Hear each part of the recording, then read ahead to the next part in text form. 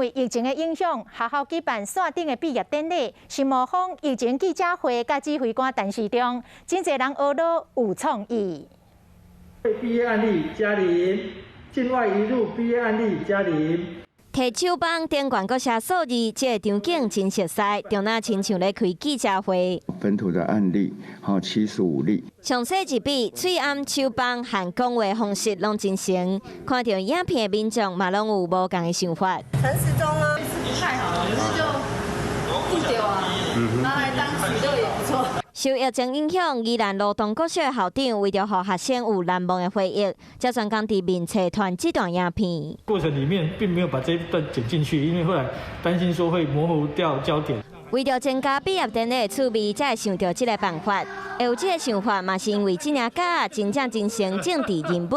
看到这个影片了后，有真侪网友讲，真正真有创意。不过嘛有人讲，看到这个牌仔，也是会惊到。 嘛有人讲，真正是伤赞啊！甲阿中部长嘛比落，即摆校方的用心，毋但得到真侪人的学乐，嘛互毕业生留下一个难忘的记忆。